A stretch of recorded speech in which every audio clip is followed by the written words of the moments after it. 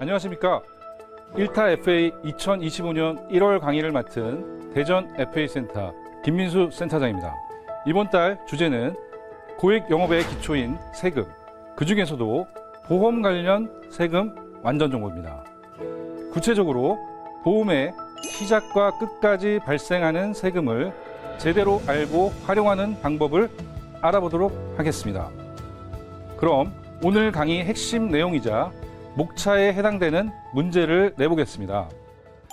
다음 보험의 시작과 끝까지 발생하는 세금 관련 설명 중 틀린 지문을 고르세요.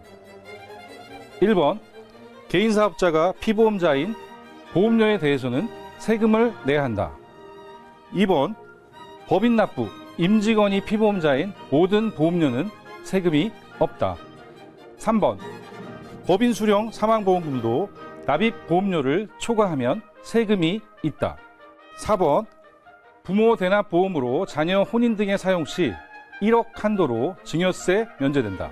정답은 4번입니다. 고액에 도전하는 여러분으로서 오늘 강의를 다 듣고 난 후 고객에게 보험 관련 세금을 제대로 안내하셨으면 좋겠습니다. 문제 지문 1번과 관련되어 개인사업자가 내는 보험료는 과세 대상일까요? 법인과 달리 개인사업자의 경우 본인 피보험자인 보험료는 가사 관련 경비로 보아 경비 처리되지 않아서 사업소득세 등을 먼저 납부한 이후 남은 자금으로 보험료를 납입해야 합니다.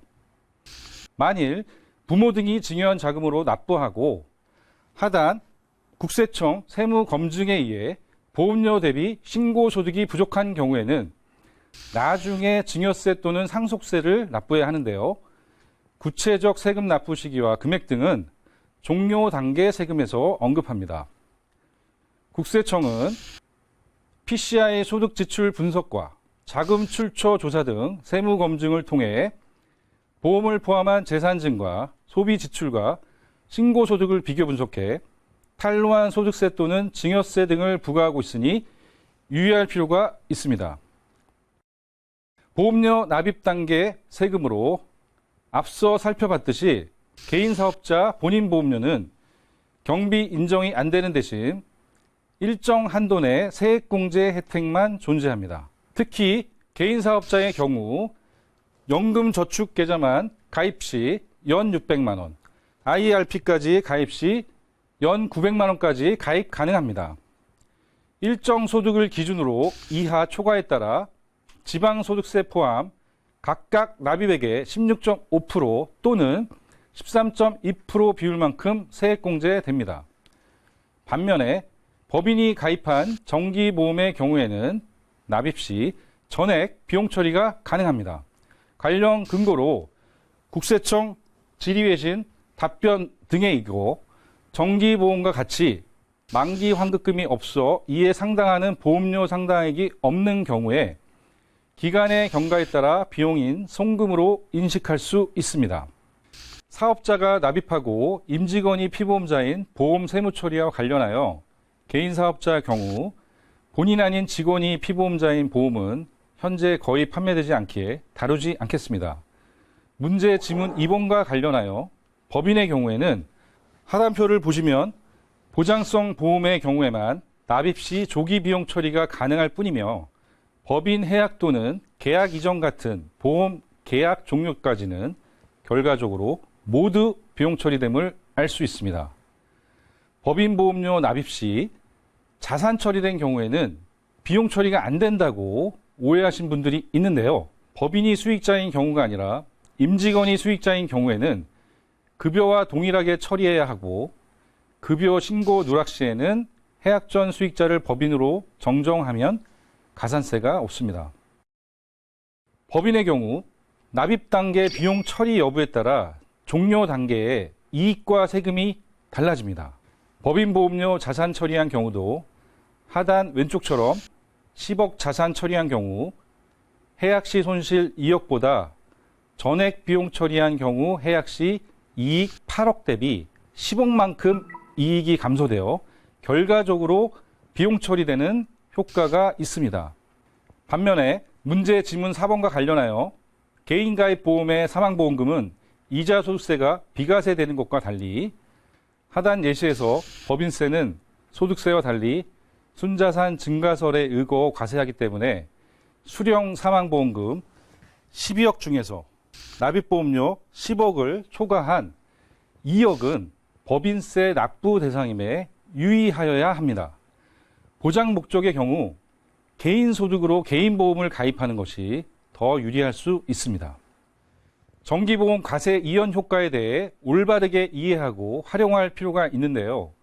앞서 살펴봤듯이 법인 정기보험은 납입 시 보험료, 전액이 비용 처리되는 유일한 상품입니다. 반면 하단 회계처리처럼 수령 시 자산 처리와 비교해 조기 비용 처리 금액만큼 이익이 증가하는 효과가 발생합니다. 회계적으로는 비용 처리액과 이익 처리액이 같지만 실제 법인세율을 곱한 세액 효과 측면에서 납입 시 세율보다 해약 시 세율이 높으면 미래 세금이 늘어나므로 사실상 부채에 해당됩니다. 그러나 대표 퇴직금 재원으로 활용 시 퇴직급여 비용 처리로 인해 법인의 추가 세부담은 없습니다. 또한 과세 시점을 미래로 연기한다는 의미로서 과세 이연 효과 용어가 되어야 하지만 현장은 정기보험 전액 비용 처리 과세 이연 효과를 절세 효과로 오인하여 사용하는 경우가 많습니다. 법인이 해약해서 사용한다는 가정하에 정기보험 과세 이연의 진정한 효과는 매년 비용 처리로 절감된 세금 절감액을 나중에 세금 납부 전까지 높은 이자율을 주는 값진 곳에 투자하여 얻는 이익을 말하는 것입니다. 다만 해약은 영업손실 등으로 비상현금과 대출 신용관리를 위한 비상이익 활용으로 제한하고 해약 전에 약관대출, 기타 계약조정 관련 상품 기능을 먼저 검토할 필요가 있습니다. 2025년 1월은 실무적으로 3월 법인세 신고 납부 전에 2024년 법인 재무제표를 작성하는 시기입니다. 법인 보장성 보험료 납입 시 비용 처리는 회계와 세무상 반영되어야 가능하므로 고객 또는 담당 세무사에 관련 서류를 발급해 전달할 필요가 있습니다. 특히 최초 정기보험을 가입한 경우 법인세 신고 전에 비용 처리가 누락되지 않도록 필히 안내에 불필요한 분쟁이 없도록 해야 합니다. 왼쪽은 보험료 납입 확인서의 예시이며 주요 내용은 다음과 같습니다. 이를 위해 법인 담당자가 하나생명 콜센터에 직접 전화해 팩스 발송을 요청하면 되는데요. 관련해서 두 가지 실무 Q&A를 살펴보면 첫째, 고객 대신 대행 신청 가능 여부로 FP가 지점통에 우선 발행해 선교부하고 신청서 등을 나중에 지점에 제출할 수 있습니다. 둘째, 비용 처리가 누락된 경우 수정 처리 여부인데요. 자산 처리분도 해약 시 비용 처리되고 실제 세금 환급 효과도 미미해 수정 없이 올해부터 비용 처리하는 것이 더 나을 수 있습니다. 보험 종료 단계 세금으로서 부모 대납 자녀 보험의 경우 보험 계약자를 자녀로 하여도 부모가 실제로 보험료를 납부하고 세무 검증에 의해 신고소득 부족 시에는 해약 환급금 또는 사망보험금에서 부모가 실제 납입한 비율만큼 각각 증여세 또는 상속세를 납부해야 합니다.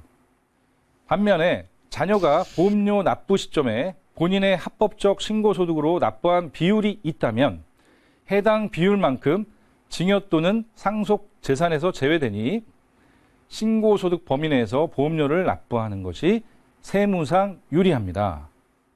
하단표 내 계약자와 수익자가 다르거나 중간에 변경한 경우 증여 시기는 납입 또는 변경 시점이 아니라 실제 보험금 등 수치 시점임을 확인할 수 있습니다. 참고로 이는 취득 시 증여로 추정되는 현금성 자산과 차이가 있습니다. 2024년 1월 1일부터 자녀 혼인 또는 출산 사유로 증여할 경우 10년간 5천만 원 증여재산 공제 이외에도 증여세가 추가적으로 1억 한도로 면제되는 세법 규정이 신설되었습니다. 문제 지문 4번과 관련하여 아쉽게도 보험 활용 증여 등 몇 가지는 제외되었습니다. 자녀 명의 보험의 경우 실제 부모대나 보험인데 자금 출처가 부족하면 증여세 과세 대상이 될 수 있는데요. 해당 보험을 혼인 등 자금으로 꼭 활용할 계획이라면 해약 전 실제 납입한 부모로 계약조를 변경해 부모 납입 보험으로 해약할 것을 권장드립니다. 자, 오늘 이 시간에는 보험의 시작과 끝까지 발생하는 세금 관련 지식과 활용법까지 알아봤습니다. 본 과정을 통해 고객에게 보험을 제안할 때 보장과 저축 기능 외에도 보험 절세 방안도 활용하는 계기가 되길 기원합니다. 그리고 여러분의 뒤에는 고액 영업의 동반자인 FA센터가 있다는 것을 잊지 마시길 바랍니다. 이상으로 1타 FA 강의를 마치겠습니다. 여러분의 성공 영업을 기원합니다. 감사합니다.